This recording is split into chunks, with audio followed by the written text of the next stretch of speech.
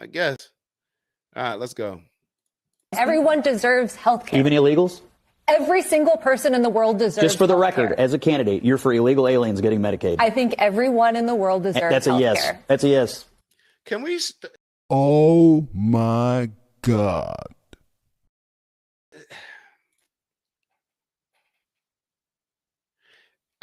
Maybe I'm just.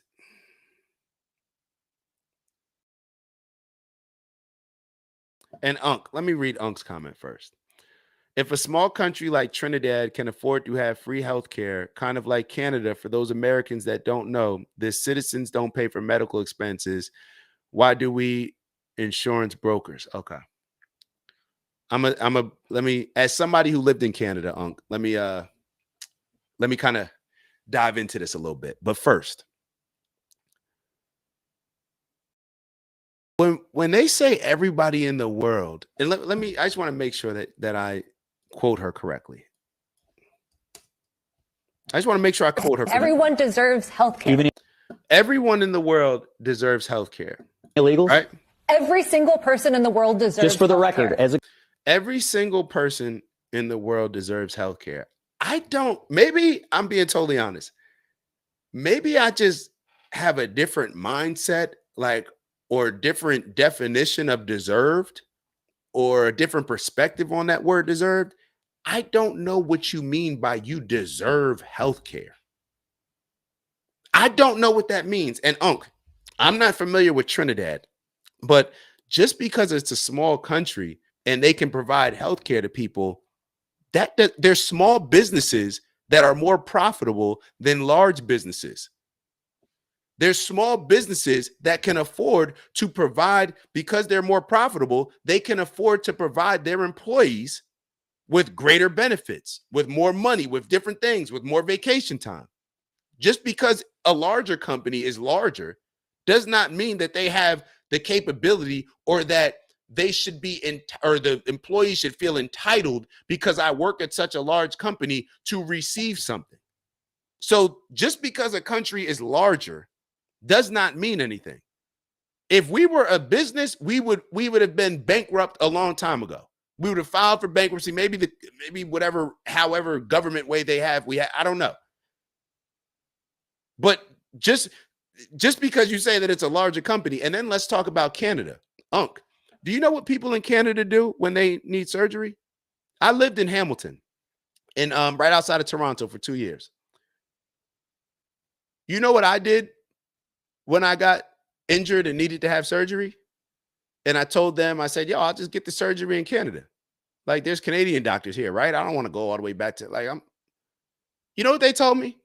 They said that the people in Canada go to the States to get surgery, especially if you live along the border, which Hamilton was close to, like the Buffalo area and Niagara Falls, close to those areas, which are obviously on the border. They come to America because the free healthcare is not as good as the healthcare in America. At least that's what the Canadians say. So it sounds good on the surface for us to hear Democrats and for us to hear liberals and progressives to say everybody deserves health care. And keep in mind, this particular conversation is about illegal migrants. This is about people that come to the country illegally or that are here illegally. That's what the conversation is about. So now we're sitting here, even from a standpoint that I was talking about earlier, like I don't think that I'm entitled or that I deserve health care. That's one of the reasons why I work out and try to stay in shape and try to be as healthy as I can, because I don't want to pay for certain things that are going to occur if I'm not healthy. I don't want to have to rely on insurance. I damn near, knock on wood, I'd rather not have it and save that money and put it into another fund. All that money that an employer pays in benefits, take my insurance out, put it into a fund, and then put it into a fund that can grow. And then if I need to tap into that, then I'll tap into it. But our mindsets are just totally different, in my opinion, in the fact that we just feel entitled and privileged so much. You know what America is? America is the spoiled little rich kids. You know, the spoiled kids that, let's say you live in a community where everybody's super wealthy. You got all these billionaire friends, right? Parents and stuff. But your family's only worth, let's say, 500 million. That spoiled little rich kid that grows up in that family because their next door neighbor or their best friend at school or their little group of friends that they hang out with, because they all got Lambos or they got a Ferrari. One kid got a Lambo when he got into college. Or I don't even, that's not even realistic, but they got a nice Range Rover. Okay, cool. I don't even know because you got, I don't know, like they got a G-Wagon and you're sitting here in Range Rovers and you got what's a beautiful truck that's not as, expensive as those? Because you got a dope Jeep. You got a dope Jeep, all the Rubicon, all the big wheels, something that 99.99% of kids would love, would feel like they are that guy or that girl in school. This little rich kid is sitting here like feeling like the world is against them, that they're so oppressed. They're a victim. How dare my parents? This is the problem. I'm living in poverty. My parents are only worth 500 million. All my friends are worth $1 billion. This is what America is. We just have these mindsets to where we feel so entitled to stuff that we shouldn't feel entitled for. We feel so entitled to free healthcare that we take no onus and responsibility on becoming healthier ourselves. And the people in America, the demographics that embrace the victimhood and the oppressed, the victimhood Olympics, the victimhood mentality the most, those are the ones that care less about their health. In America, what do we always say? America is the only country where there's fat homeless people. This is yeah. And Mama Lay wrote, Europe has free healthcare. I really don't know what, like, okay, so let me ask y'all this. So because Europe has it, or because other countries have it, America should have it? Should we also implement a lot of the other things that maybe other countries have and implement those in America? Or is it only the things that we like, that are in our favor, that are in our best interest as we see fit? So now, no matter what, if other countries have it, we should be able to have it, right? And now, and need I remind people that this conversation is about illegal migrants. Illegal migrants. I hate that I got to explain to my patients about getting help or not based on insurance. Vons, why don't you make a whole lot of money?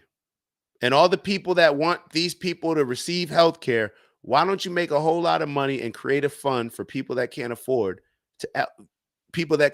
certain surgeries, whatever it may be? I don't know.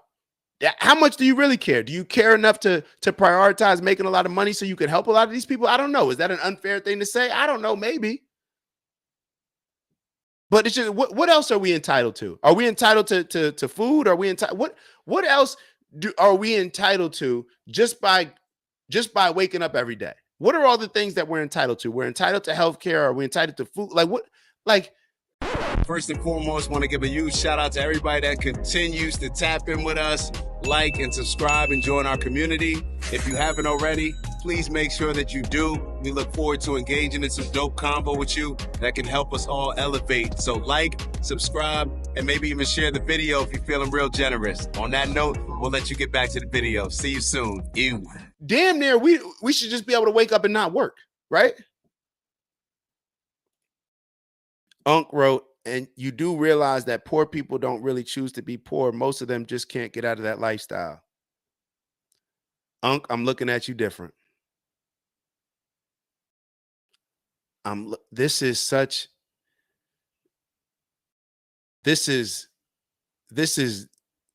disheartening. Like this just, Unc, what? You do realize that poor people don't really choose to be poor. Most of them just can't get out of that. Unc, this is the most victimhood comment somebody could write. that poor people don't choose to be poor. This is the problem. This is why winners don't get celebrated in America. Let me get her off the screen. We don't even need it. This is why winners don't get celebrated in America. Why we look at rich people like they're evil. Why we look at people that took the time to sacrifice. Why so many people during election time, Trump's only trying to help out and give tax benefits to the rich. Oh, you mean the people that have the companies that allow you to work? So you who would never be able to embrace eat what you kill mentality, so you can have the comfy of getting your check every 2 weeks? You mean the people that have those companies that risked a lot, that took the risk and didn't take the safety net that comes with a 9 to 5? You mean those people? I just want to be clear on who we're talking about. You're going to sit here and say, see, when you say that poor people don't choose to be poor, what it does is it just discredits and takes so much. It takes so much away from the people that actually decide to get out of poverty. It totally, it's like, oh, you just got lucky. You do realize that poor people don't really choose to be poor? What is going on? Everything in my life is a decision. Everything in my life is a reflection of the decisions that I make on a day-to-day basis. You're acting like poor people are infants. Yes, you are. All of us, especially early on, we're products of our environment. I'm not saying that that's not the case at all. We're all products of our environment.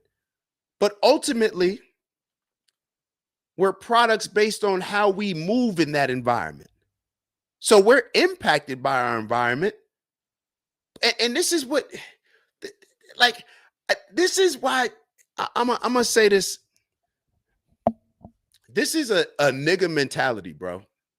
And I'm being real. This is a nigga mentality. And you want to know why I say it's a nigga mentality? People will sit here and say that, and I'm not talking about unks a nigga. I'm not saying that. I'm saying this is a nigga mentality. People will sit here and say that most poor people don't really choose to be poor. Most of them just can't get out the lifestyle. So you're saying that because it's hard to get out the lifestyle, that it's not a decision, right? Even though the decision is to not get out the lifestyle. The decision is to not make the sacrifices needed to get out of that current position. Those are decisions.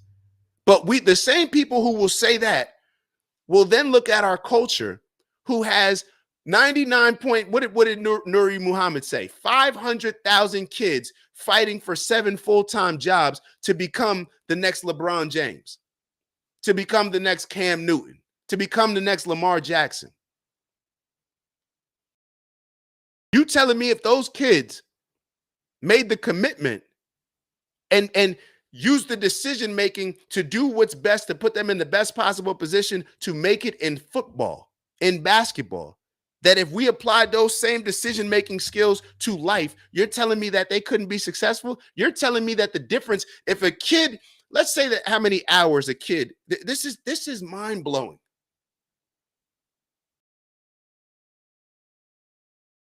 Unc, how many hours a week does a kid play sports? Let's say you got your practices, a couple practices a week, and then maybe a game. So let's say that you're committing about 5 hours, 6 hours a week to sports, and that's just on your actual sports teams. That's not factoring the time that it takes to get there. That's not factoring. Let's say that just 6 hours, just on sports. Not you practicing in the driveway. I'm not talking about that. I'm talking about just, obviously that's a lot more. You're going to tell me that if that kid took 6 hours a week learning plumbing, learning how to be a plumber, if they took 6 hours a week and started at 10 years old and learned how to be a plumber, by the time they were 13, they would have completely changed the trajectory of their life simply by investing into being a plumber instead of sports. If they would have just taken 1 hour, they don't even got to take it away from the sports, but just invest 1 hour a week on learning plumbing. By the time they're 13, they would have enough skills, or a mechanic, they would have enough of a skill set to have their own business and to completely change the trajectory of what you're describing as most poor people don't choose to be poor. They just can't get out of that lifestyle. That is the worst thing that you can tell somebody who's poor, in my opinion. That is the worst thing that you can tell somebody who's obese. You don't choose to be obese. You just can't get out of that lifestyle. The fact that they can't get out of the lifestyle is an accumulation of decisions which they're choosing to go away that directly conflicts with becoming healthier, that directly conflicts with making more money. Are we really saying this? Is this what we're really pushing to people?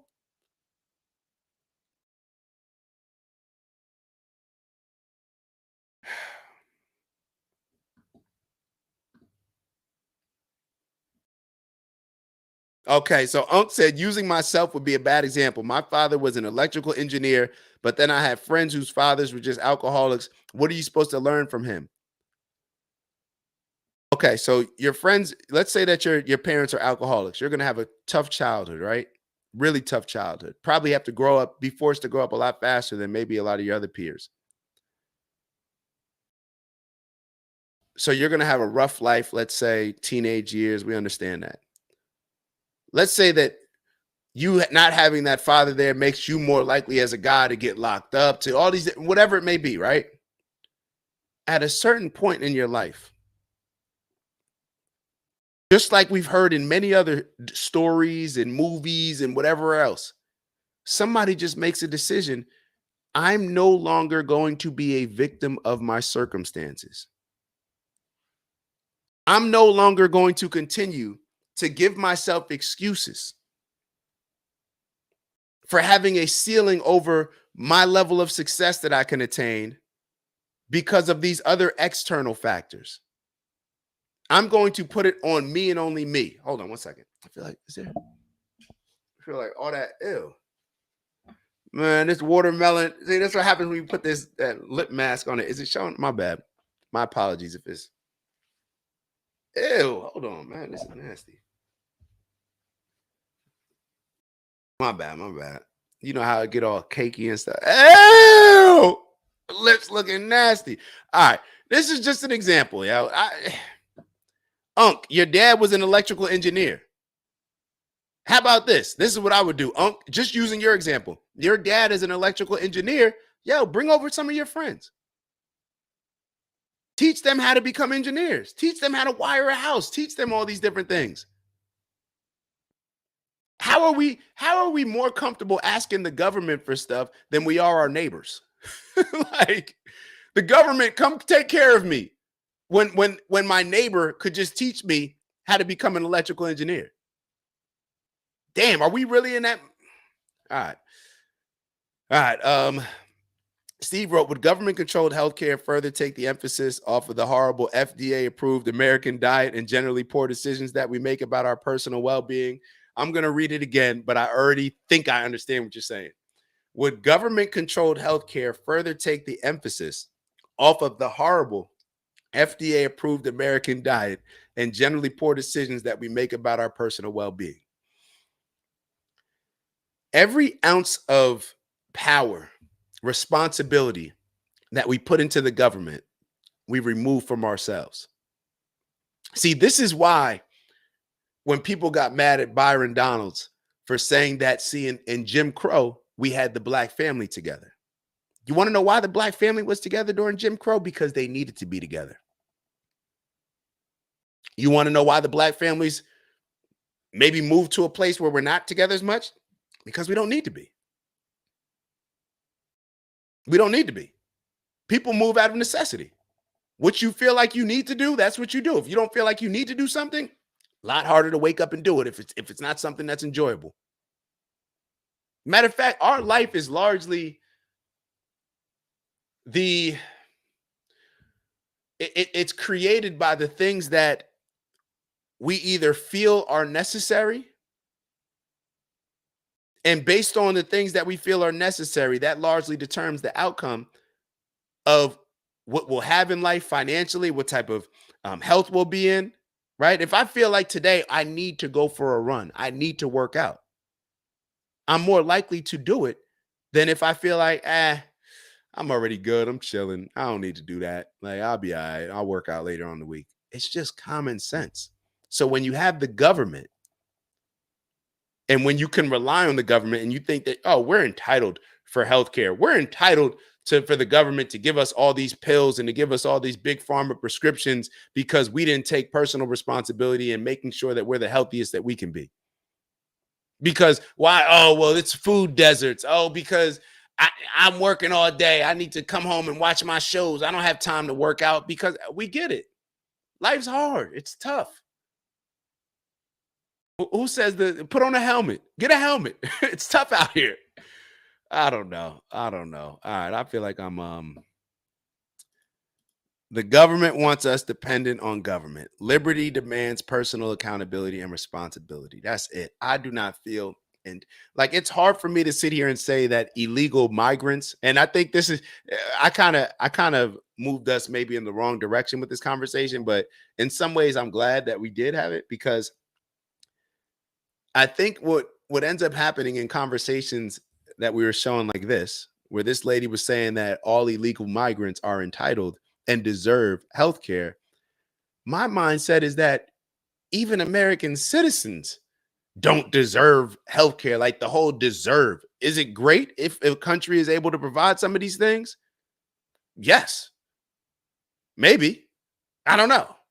I'd have to look at how it impacts us. We'd have to figure out, like, okay, when a country provides us all these things, is that country healthier than another country that doesn't? I don't know. But it would be nice to try. It would be nice to somebody that needs to some type of assistance and help to be able to get help. It would be nice. But the whole mindset of telling people that they deserve something or that they're entitled to something, like, I can't wait, knock on wood, when I have some kids. When I have some kids, yo, you're not entitled to anything. You don't deserve anything.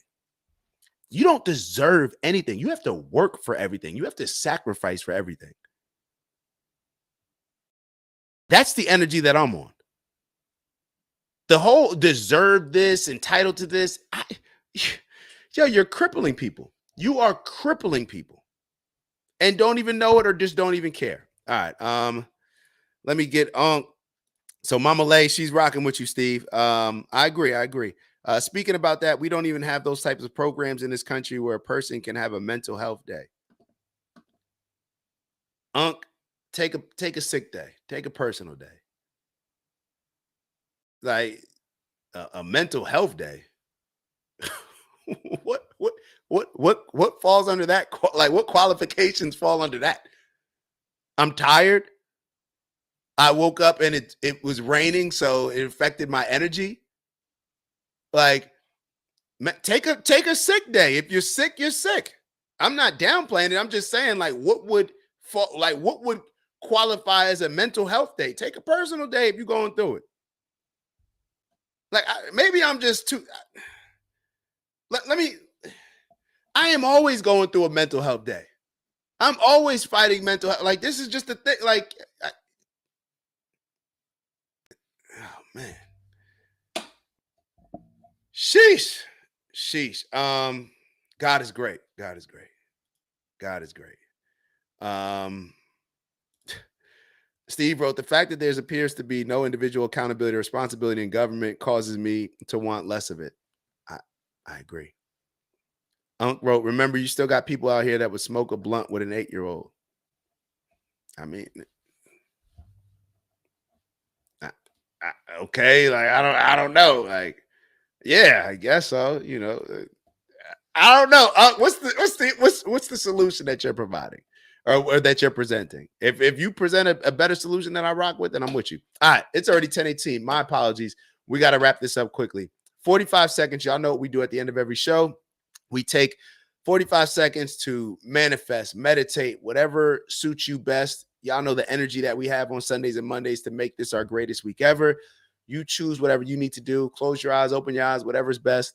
Every exhale, this is what's not up for debate. All right. Every exhale, we're exhaling all the negative energy. Every inhale, we're inhaling the positive.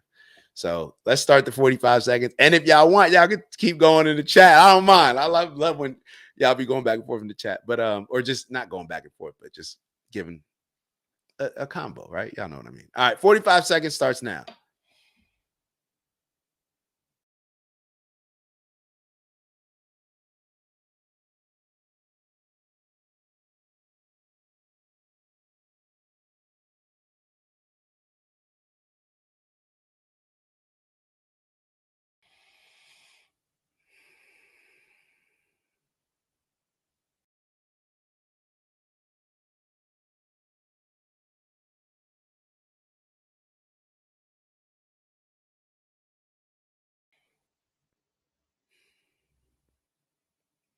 Two more exhales.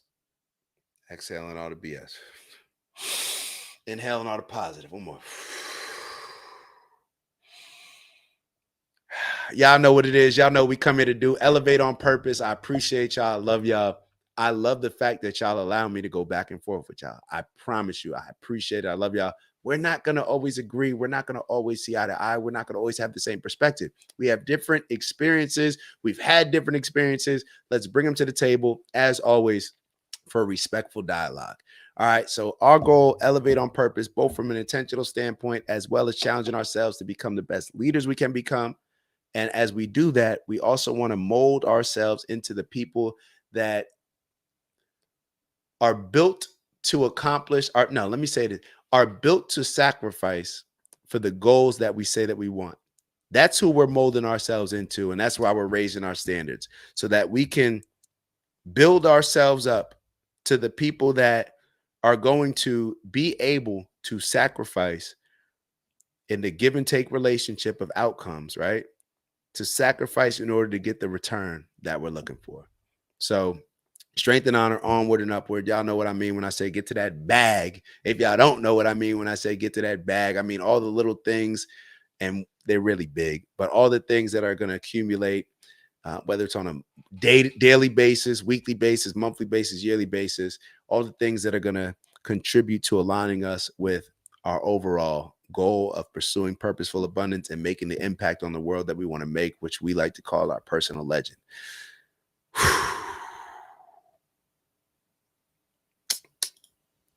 Healthcare should not be a privilege. Vons, I'm gonna agree with you on this. It should be a responsibility that you take on to make sure you are the healthiest person that you can be, especially based on your financial situation. If somebody's not financially in a great situation and you can't afford to, pay for certain things healthcare related, then you need to make sure that you are among the healthiest. So, okay, it's not a privilege, it's a responsibility, a personal responsibility. A personal responsibility that comes with, if you get injured, you can't just rely and cry to the government. That you have to be responsible enough to do the things beforehand, hopefully, right? That are going to put you in a position to be able to pay and cover for some of these things that you may need. Or if you take credit, if you take it out on, take a loan out, whatever it is, you are responsible for paying those things back. I don't know. Or I don't know. I guess, or you can look at it your way. Either way, appreciate y'all. Love y'all. Y'all know what it is. I shall see y'all soon. I guess Friday, maybe before then. But we'll be popping up videos throughout the week. On that note, I'll see y'all soon. Ew.